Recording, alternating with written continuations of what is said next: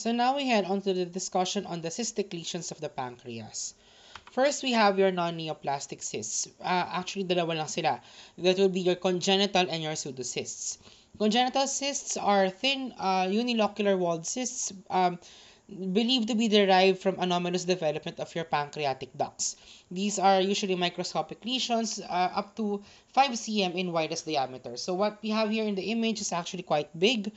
And the lining is composed of glistening uniform cuboidal epithelium, which can flatten if you have a high intracystic pressure. This can be sporadic or a part of your inherited conditions, such as your autosomal dominant polycystic kidney disease or your von Hippel-Lindau disease. If this is part of your PKD, the cysts would also be present in the kidney and the liver. If this is a part of your VHL disease, other manifestations would include vascular neoplasms in the retina, cerebellum, and your brainstem. Next, we have your pseudocysts, which are localized collections of necrosis and hemorrhagic material that are rich in pancreatic enzymes. So it's termed pseudocyst because it's formed also a cystic cavity. However, it has no epithelial lining, as you can see in this image over here. This accounts for 75% of all cysts in the pancreas, and they usually arise from a bout of acute pancreatitis or superimposed on a chronic alcoholic pancreatitis. This can also be secondary to trauma, and sequelae can include secondary infections because you have a cystic cavity that can accumulate abscesses. Usually, these are solitary and located on the lesser omental sac, or it can be located retroperitoneally. Important in here is that you have no epithelial lining over here, and below that would be yung composition niya would be granulation tissue lang and fibrin deposition. Okay? So, importante pag pseudocyst, wala kang epithelial lining. So now, in the old WHO classification of tumors of the digestive system, you have a nice parang organizational chart in here kung paano mo kinaklasify yung neoplasms mo. So right now, you're classifying things under the cystic neoplasms. Kanina kasi mga ano to we're discussing cystic na non-neoplastic lesions. Right now, we're heading to the neoplastic lesions. Neoplasms in the pancreas divided into two. Pwedeng cystic siya or solid. Pag cystic ka, pwedeng kang epithelial line, yun yung important dito. And it can be either serous or mucinous ang lining mo. So, ang tanong na lang is, kung serous ang lining, it would end up with having serous cystic neoplasms. If you have an ovarian type stroma, it could be a mucinous cystic neoplasm. Kung wala kang ovarian type stroma, and the IPMN yan. Under the solid lesions, which I will be discussing the next part of this lecture, you would be having a majorly your ductal adenocarcinoma, and then you have your solid pseudopapillary neoplasm, your neuroendocrine tumors, and in the newer edition of Robbins, we now have a short description of your pancreatic blastomas and your acinar cell carcinoma. So now, we head on to the discussion on your cystic neoplasms. So these are very diverse tumors that can range from either benign cysts or precursor lesions to CA. Around 5 to 15% of all pancreatic cysts are neoplastic in nature.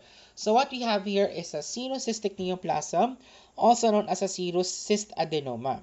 Usual location would be at the tail of the pancreas. Pwede siyang mag-isa, multiple, or what we have here is a honeycomb of cystic lesions over here na meron kang parang central fibrotic core. Yung cysts are small, around 1 to 3 millimeters, lined by glycogen-rich cuboidal cells, and these cysts contain clear, thin, straw-colored fluid. So out of all the cystic neoplasms, ito ang parang a quarter of all of that, usually seen in females around the 6th to 7th decade. Very non-specific ang symptoms mo, minsan incidentally na lang to na diagnose. And when we're talking about neoplasms, we usually talk about driver mutations. So we have here the inactivation of your VHL tumor suppressor gene. Benign lang naman to, so simple resection should do the trick. Next would be mucinocystic neoplasms. 95% of cases are seen in women, and unfortunately, this is one of your precursors to your invasive carcinoma. Your usual location would be the tail of the pancreas, and they will present as a slow-growing mass. Your cyst cavities are larger compared to your serous cyst adenoma kanina. They are filled with thick tenacious mucin lined by a columnar mucin-producing epithelium associated with dense stroma, or you call that your ovarian stroma. If you do your immunohistochemical stains, this ovarian stroma should be positive for estrogen and progesterone receptor and inhibin as well.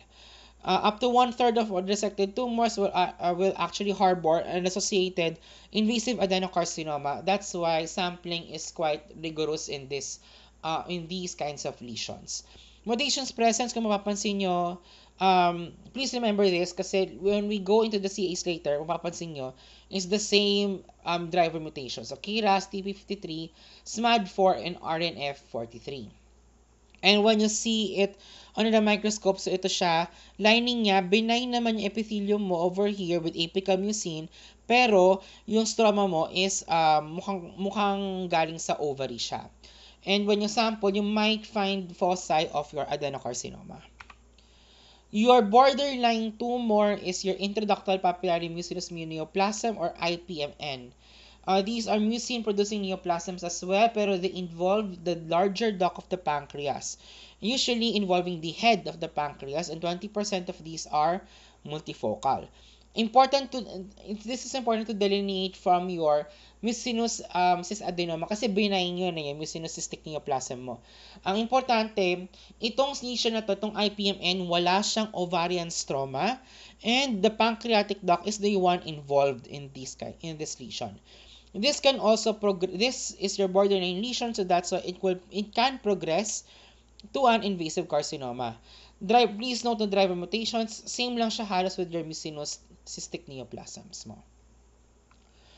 Next would be your solid pseudopapillary neoplasm. Ito actually nasa gitna siya kasi meron kang solid and cystic components. Both are filled with your hemorrhagic debris. Very large and very well circumscribed neoplasm to, as you can see over here. These can grow in solid sheets or with pseudopapillary projections. These cause abdominal discomfort due to large size, and driver mutation would include your hyperactivation of the WNT signaling pathway due to your CTNNB1 oncogene mutation. Treatment would be surgical resection. The last would be the neoplastic diseases of the pancreas in the last part of this lecture.